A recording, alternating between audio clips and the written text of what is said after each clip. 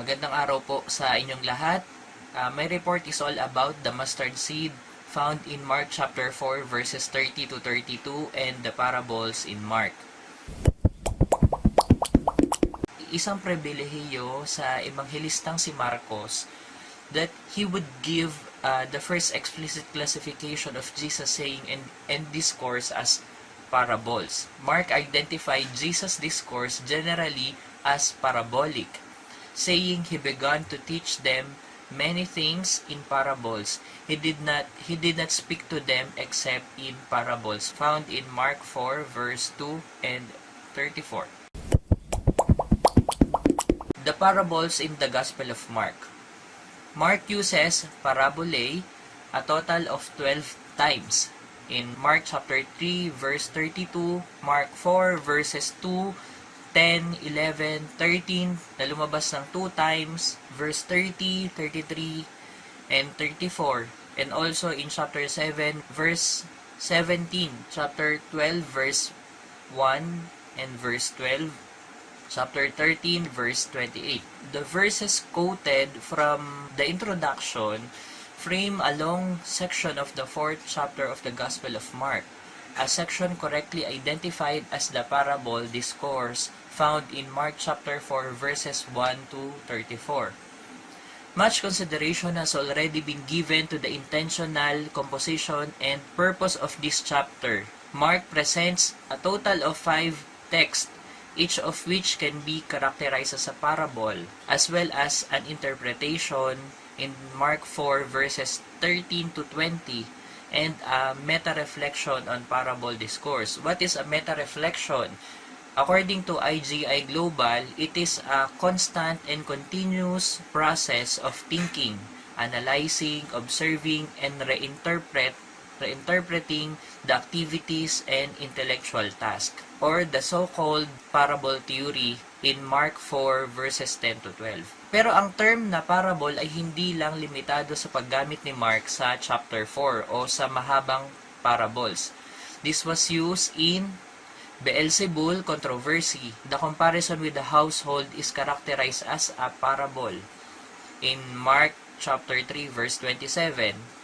Ganun din sa discourse about the cleanliness of food sa Mark chapter 7 verse 17. At gayon din sa parable of the wicked tenants in Mark chapter 12 verses 1 and 12. In fact, we can identify 17 parable texts in the Gospel of Mark, creating a link all the way from Jesus' first appearance in Mark 2 to his final station in Jerusalem in Mark 13:12 to 29. The parable of the fig tree, Mark 13:33 to 37, and the parable of the master of the house. Locating the parables compositionally within the structure of gospel, we find parables in Galilee, in the middle of Mark chapter 2 verse 1 to chapter 3 verse 6, as well as in the parable discourse of Mark chapter 4 verses 1 to 34. And in Jerusalem, in the middle part of Mark chapter 11 verse 27 to chapter 12 verse 37, as well as in Mark's eschatological discourse in chapter 13 verses 5 to 37.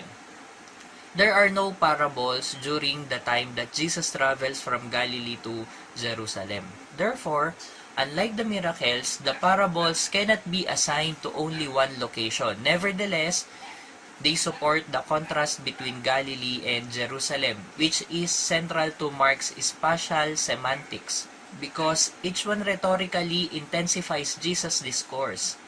The contents of the parables bring this tension to our attention, as even the first parables create a contrast between wedding and fasting, the old and new, the dispute and the communion. This oppositional rhetoric continues throughout the parable discourse and culminates in bizarre narrative of the wicked tenants, a text that has polarized scholars. The difficulty sa pag-unawa ng parables conforms to the Markan secrecy theory, or what some scholars call the messianic secret, according to which the process of Christological recognition is oriented toward the crucifixion. So consequently, the secret of the kingdom of God in Mark 4 verse 11, the secret of the kingdom of God is not to be discovered in the hereafter but rather through the parables. Therefore, si Mark ay nagsalita explicitly tungkol sa kingdom of God parables. Kung maaalala natin sa ating New Testament class or sa survey to New Testament, sinabi that the Gospel of Mark or the parables according to Mark ay ang madalas na ginagamit ng maraming mga scholars and historians. And ngayon makikita natin ito sa iba't ibang klase na ilalahad ni Zimmermann sa kanyang sulat. The parable of the mustard seed found in Mark 4:30-32. So ayan, makikita natin dyan yung Greek text and the translation. Isa-isahin natin. First is the text analyzing narrative elements and content. May mga tanong that we can consider in analyzing the narrative elements and context. So mapapansin natin sa report na to, sa bawat simula ng mga topics niya, ay mayroon muna siyang mga tanong na ibinibigay si Zimmermann. Mga tanong that we can consider in analyzing the narrative elements and context. First is, how is the text constructed? Which expressions are used? Which stylistic device can be identified? On the first part, the parable is introduced with the twofold question. With what can we compare the kingdom of God, or what parable will we use for it? Kung mapapansin natin, yung question na ito ay meron silang parallel structure, kung saan the question explain each other. The comparison can be linked to the genre term parable, and the heart of any parable consists of comparing, of placing things next to each other, or literally, of throwing things together, is called parabolane. The issue is explicitly identified in the first part of the question. It is the kingdom of God, an important religious term in Jesus' preaching that will be explained using a comparison. Clearly, there has not been a sufficient explanation of what this kingdom or this reign is, or of what Jesus means when he speaks about the kingdom of God.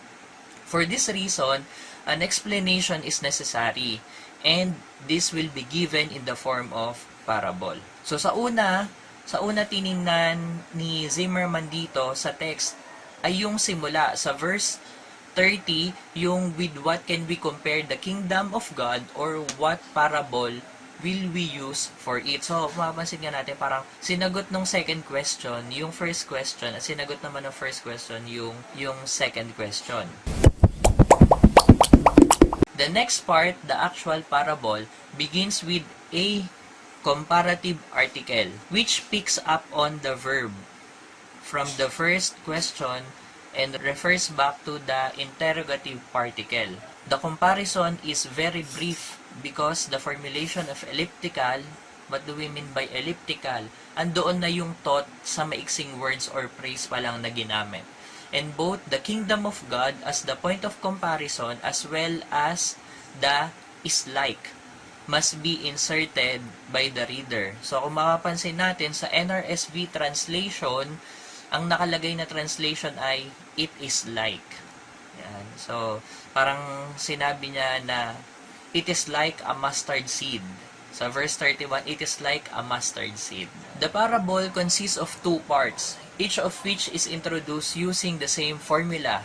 Ang formula na ginamit sa verse 31 and verse 32 ay it is sown. This sowing process is clearly important, for otherwise it would not be mentioned again in the second part. Logically, it is unnecessary in the first part because the act of sowing is immaterial to the size of the mustard seed. And in the next part, the mention of sowing is in fact stylistically misplaced because the second part is primarily about the growth of the plant and thus about processes that takes that take place long after sowing. So, parang sinasabi ni Zimmermann, so sa first part, kahit hindi na daw sabihin yon kasi the act of sowing is a material to the size of the mustard seed. At doon naman sa next part, sabi, parang stylistically misplaced na lang yung term, yung mentioning of the sowing dahil nga patungkol na ito sa paglago ng plant at sa process niya after nung mahabang panahon ng kanyang pagkakasik. So the two parts have a parallel structure with which the contrast can be sharpened. The mustard seed is the smallest of all the seeds on the earth and will become the greatest of all shrubs. Although yung translation ay gumamit ng superlative which is logically justified, it is possible to express yung superlative sa pamamagitan ng comparative in Koine Greek. Kung mapapansin natin, kahit na superlative yung ginamit at na-justify naman, logically justifiable naman ito, pero sa Greek translation niya, ang ginamit pa rin ay comparative. The third part and final part is attached to the rest of the parable like a postscript. So, mapansin natin, dun sa pinakahuling bahagi ng verse 32, ay parang ano na lang siya, additional. The partial verse is closely related to the second part syntactically and in its contents, so that one could also speak of the second part having two segments. However, it also has a certain independence due to the special vocabulary and the new motif. Contrary to what one would expect in a rural society or following the parable of the sower in Mark chapter 4 verses 3 to 9 or the growing seed in Mark chapter 4 verses 26 to 29, the praise is not for the high crop yield. Instead, this mustard shrub, which itself is so full of life, becomes a source of life for other creatures. This shift in accent can be described quite precisely by means of character analysis.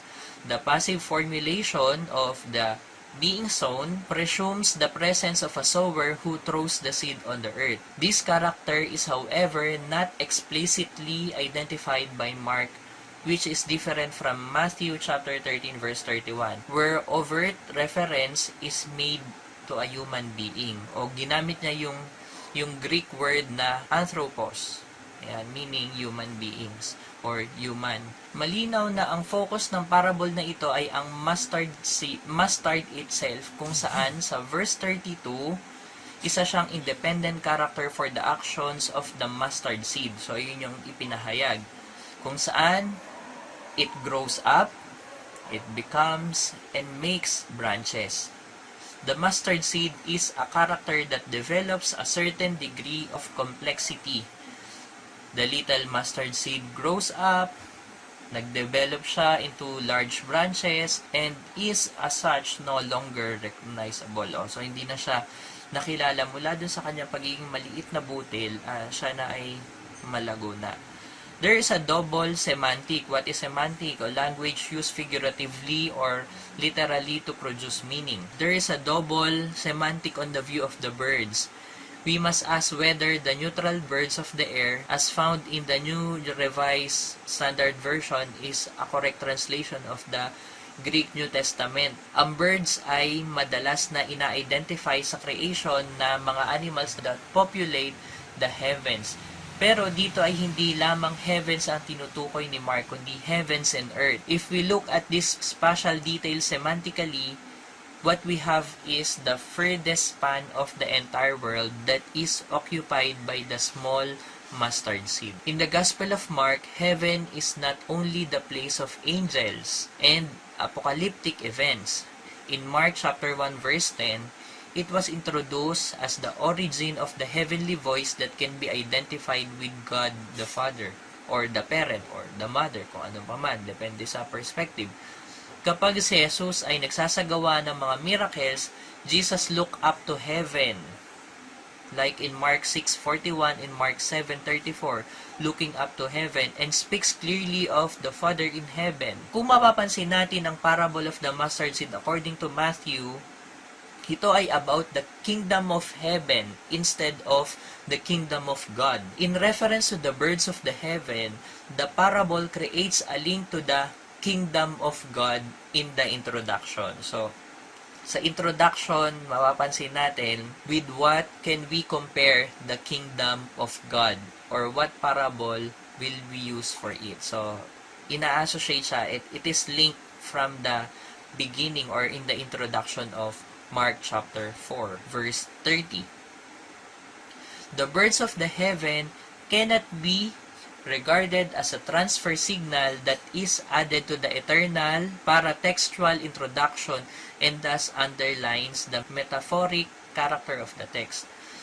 Therefore, the kingdom of God is explained not only by the smallness and the growth, but ultimately also by the fact that the bush is a habitat. Kaya mapapansin natin dito sa text, analyzing narrative elements and context, tiningnan niya yung literary o kung paano yung pagkakasulat, pagkakatranslate, kung ano yung mga words na ginamit, pati yung mga kahulugan neto sa lingwahe and even the figures na ginamit doon sa verse ng Parable of the Mustard Seed. Including din yung mga birds, hindi lamang doon sa seed, kundi doon sa birds of the heaven na tumira doon sa malago ng mustard o dun sa branches ng huge bush. Punta naman tayo sa reality, mapping the socio-historical background. Para makita natin ang historical background nito, kailangan nating suyudin ang buhay ng halaman na ito. So, ang mga questions na sinabi niya dito ay, what kind of a plant is found in the parable? Is the extreme contrast between the small seed and the shrub that grows from it realistic, or is it an extraordinary rhetorical exaggeration?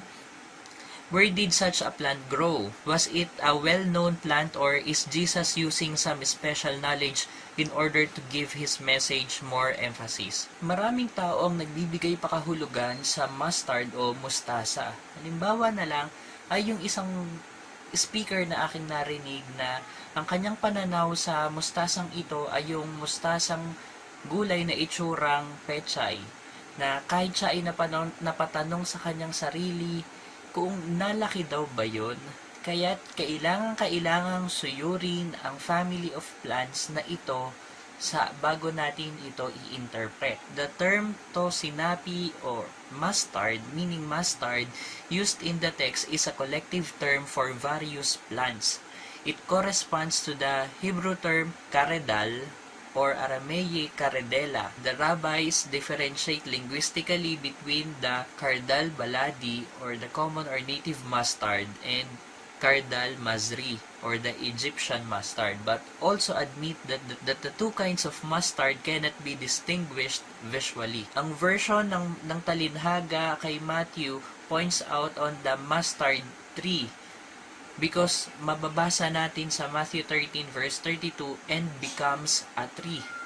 However, this is most likely Matthew's own insertion, with which he may have wanted to introduce the political dimension of the tree as a symbol. Mark agrees with the ancient agrarian handbooks that classify mustard as garden vegetable plant. Kahit na hindi natin natukoy kung anong mustard ito in the ancient times, relating it sa kung anong mayroon tayo ngayon sa panahong ito, we can create plausible analogies that lead us to greater understanding. Today, we differentiate between the three kinds of mustard: white mustard, field mustard, the black mustard, and the so-called mustard tree. Kung pagbabatayan natin ang mga katangiang smallest and the largest in the biblical terms, we have an argument for black mustard. Makikita natin sa table ang pagkakaiba-iba na ang black mustard, in terms of seed, diameter of the seed is 1 mm, while the white mustard is 2 mm or 2.5 to 2.5 millimeters. At ganun din ang field mustard. Ang bush height naman ng black mustard ay 2.5 meters to 3 meters. Ang white mustard naman ay 1.5 to 2 meters. At ang field mustard ay 1 meter. Dinescribe naman sa book ni Zimmermann na ang black mustard is as thick as an arm, yung kanyang trunks. So, makikita nyo dyan, yung naka-asterisk ay from Zimmermann, from the book. and yung nakadot ay yun yung from the internet. So makikita natin na yung seed doon sa smallest na katangian ng pagiging pinakamaliit na seed, may pinakamaliit na seed ay yung black mustard.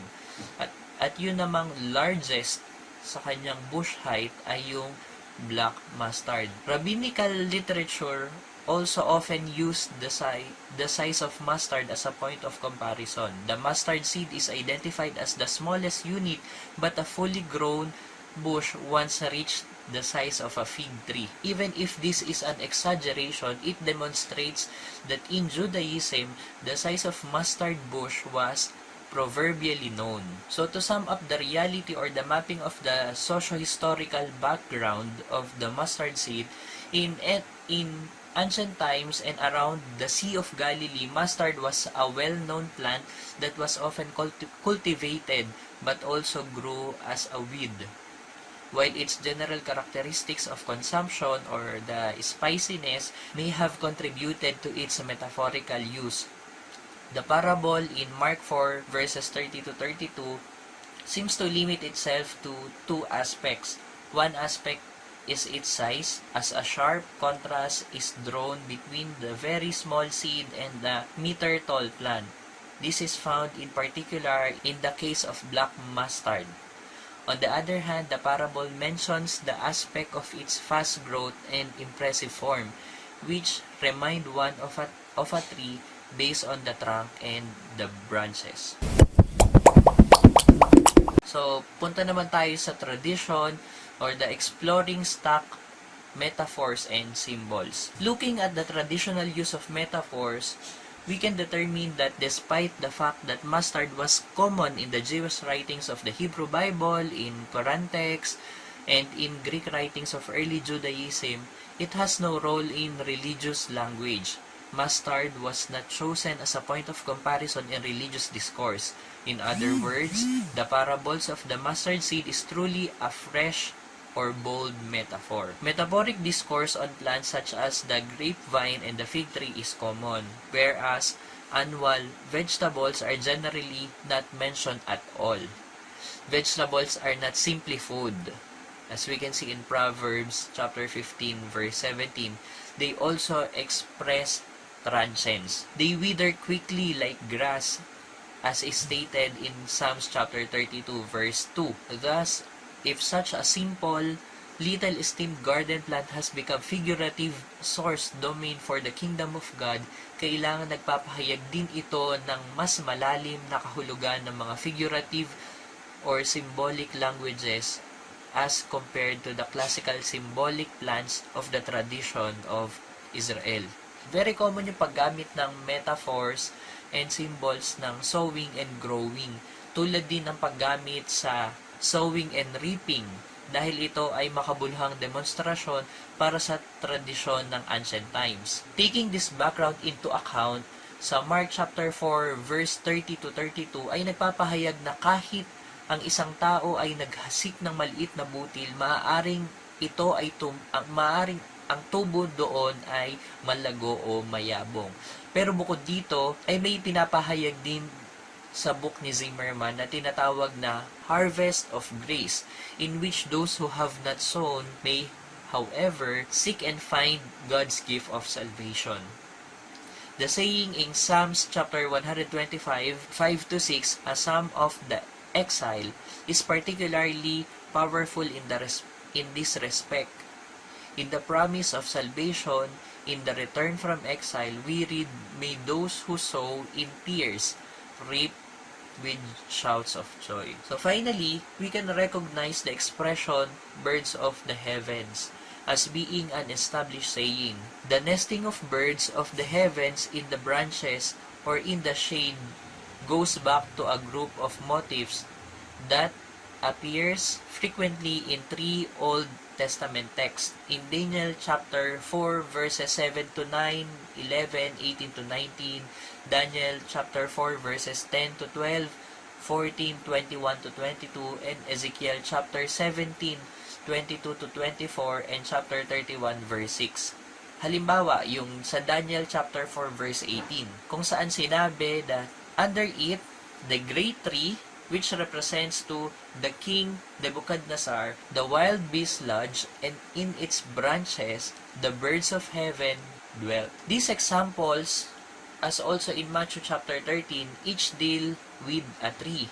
Nevertheless, the image of living animals in the shades, as we can see in Ezekiel chapter 17 verse 23. In the shade of the tree, as well as mention of the nesting birds are linguistically so striking that any reader of the parable who is also familiar with the writings of Israel will necessarily be reminded of them when reading Mark chapter 4. This is then intensified by the parable's introduction, which calls up the semantic field of the kingdom. The respective context of each of the three prophetic passages are very similar, presumably drawing on the ancient Oriental motif of the world tree. Each one is about an image of kingdom and sovereignty. In Ezekiel chapter 17 verses 1 to 4, it is the image of the king of Israel. In Ezekiel chapter 31 verses 1 to 8, it is the Pharaoh. And in Daniel chapter 4 verses 1 to 34, it is the Babylonian ruler. Sa larawang ito, ipinapahayag ang prediction of humiliation and downfall, which are interpreted as the consequences of royal arrogance and abuse of power. Only after the felling of the old tree, ay doon lamang magkakaroon ng new beginning, kung saan a new tree will grow out of a branch in which all birds can live. So, yung larawan ng King of Israel, the Pharaoh, and the Babylonian ruler ay pinapakita na ito ay sa kanilang pagbagsak, doon magkakaroon ng panibagong tree o panibagong puno kung saan lalago ang kanyang mga branch at doon makatitira ang mga ibon. So, parang nagpapakita siya ng justice system. So, dahil sa hindi makatarungang pinamamalakad ng mga namumunong ito, sila'y pababagsakin. Against the background of this polarizing prophetic tradition, there are two things that resonate in the metaphor of the nesting birds. Judgment in the case of a false ruler and the human abuse of power, as well as hope in view of God's intervention, which promises salvation even beyond the borders of Israel. Ang sunod naman ay meaning, summarizing analysis, or the interpretive scope. The questions to be answered: how can we bring these observations together in order to interpret the parable? What meaning is created by connecting the aspects of linguistic form, the insights into the real history, and the linguistic tradition of the parable. So, makikita natin dito na ipapakita niya yung iba't ibang interpretation sa parable na ito. At gayon din, ipapakita dito sa meaning kung paano nagkakatugma-tugma yung linguistic form, yung insight sa real history ng parable of mustard seed, and the linguistic tradition of the parable. Tulad ng iba pang mga example, we will consider various interpretations and will substantiate each on its own merits in the context of the Gospel of Mark. Tingnan natin yung tatlo mula sa maraming interpretations na ito. So, una is the parable of encouragement. Everything must start small but it can grow, or about the strengthening faith. The linguistic structure of the text is particularly influenced by the contrast between small and great, or between the smallest and the greatest. The contrast is made as large as possible by the comparison with small seeds and shrubs. In doing this, the parable succeeds in creating a seemingly paradoxical concurrence of surprise and familiarity. Usually, the religious language of the tradition makes use of the logical consistency of seed, growth, and harvest in order to indicate the consequences of human behavior, or even to point out the eschatological judgment. And therefore, nature comparisons are often made in the ethical context, kung saan sinabi o sinulat ni Pablo sa Galatians chapter 6 verse 7 and 2 Corinthians chapter 9 verse 2, man will reap that which he sows, and he who sows small will reap small. Pero ang mensahe ng Mark chapter 4 verse 30 to 33 is a complete opposite of this nature of comparisons, that even though the seed that is sown is small, the harvest will be great. This is not only a surprising term, it is also reassuring, especially for those who at the moment can only see the small seed. Thus, with regard to the kingdom of God as the object of comparison, the parable provides reassurance. If the kingdom of God is really as it is described here, it perhaps current minuteness or invisibility does not need to be discouraging, for it will be like the mustard seed. Ultimately, it will be great, and it will grow quickly and sturdily, as the listeners can see from their daily lives. In this interpretation, we can count this parable as one of the parables of growth, which dominates the entire fourth chapter of the Gospel of Mark. Magsisimula siya sa parable of the sower in Mark chapter 4 verses 3 to 9. Nagpapatuloy siya with the allegorical interpretation of the parable in Mark chapter 4 verses 13 to 20. And the parable of the growing seed in Mark chapter 4 verses 26 to 29, and culminating with the parable of the mustard seed. All of these parables are linked by the conviction that the kingdom of God is connected to a development process comparable to the process of growth in nature. Sino ang mas nakadadama ng appeal na ito sa ganitong interpretasyon?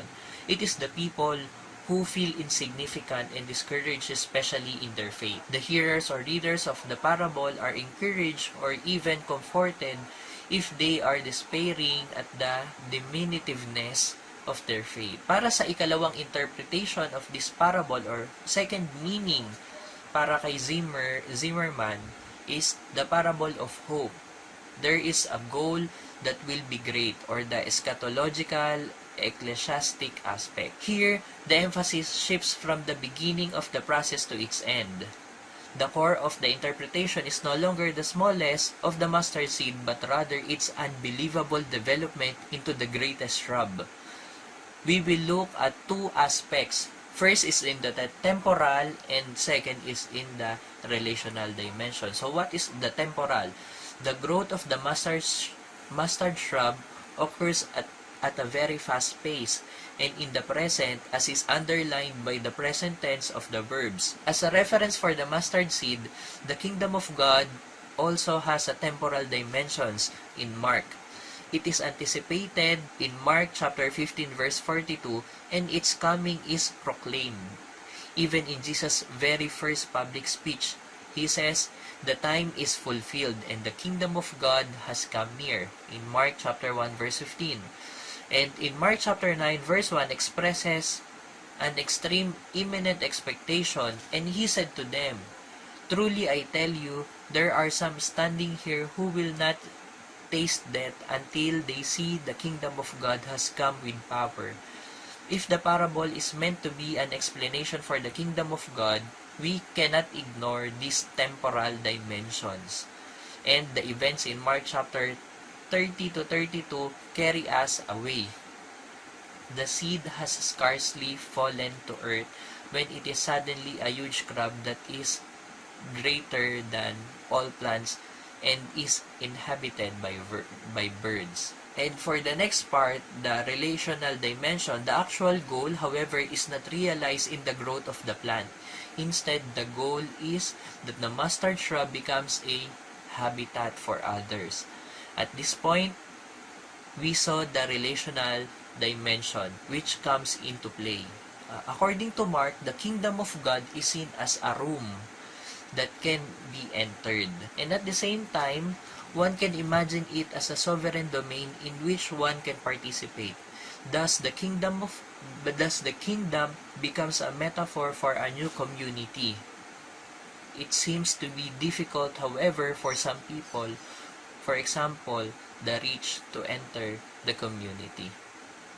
In this view, the mustard shrub, which seemingly grew on its own, offers space to live in and shade in which to settle down.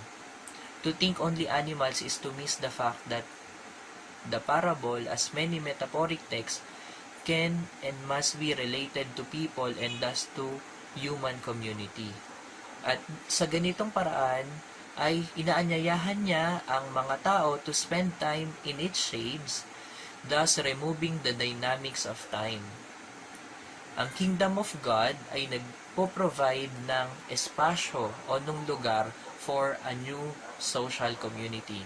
And this community can at the very least break through the usual borders because in the Jewish exegesis, birds were used as a symbol of the Gentiles. And the background of tradition also explicitly links eschatological dimension to living in the shade. It goes without question, however, that the parable has the potential for eschatological ecclesiastic interpretation.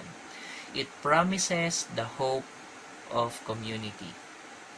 For the third interpretation is the parable of protest or the alternate world, religious political dimension, or the sociological aspect. Jesus chooses a simple plant, a roadside weed, as a point of comparison for the kingdom of God. Such an image possesses explosive power. It is not the size of the plant, but its simplicity, its commonness that challenges us to reflect.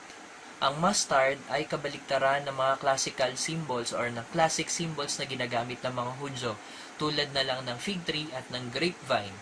Ito ay pinapakita in the context of Mark's Gospel because the overwhelming growth of the anonymous mustard shrub is in opposition to the withering of the fig tree at Jesus' entrance to Jerusalem. At gayon din ang parable of the vineyard in Mark 12 kung saan ito ay naging isang problematic classification that led to anti-Jewish interpretations. In the scope of Roman tyranny in the first century, it is not possible to speak neutrally of the kingship of God.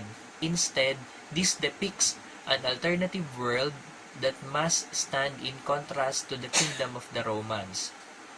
The political undertone is intensified above all by the previously noted reference of the parable to the Old Testament pretext na sinabi natin kanina from the Daniel 4 and Ezekiel. The birds of heaven carry with them from the distant text of tradition the seeds of protest at the political abuse of power. So makikita natin dito sa tatlong meaning na ipinakita ni Zimmermann is showing the parable of encouragement para sa mga napanghihinaan ng loob, ganyan. And a parable of hope para sa umaasa for a new community, a place where they can live in. And a parable of protest which brings the liberation theology, a protest against those who has the power. And as a reflection, the parables of Jesus, particularly of the mustard seed, expose messages in polyvalence interpretations through different methods, historically, literarily, and reader-oriented. Ano man ang ating interpretasyon sa talinhagang ito, huwag nating kaligtaan to study and analyze the text, its socio-historical background, and its meaning for us today. Isang muling paalala na sinabi sa ating mga nakaraang pag-aaral ay be aware of too much allegorical interpretations. So, yun lamang po. Maraming salamat.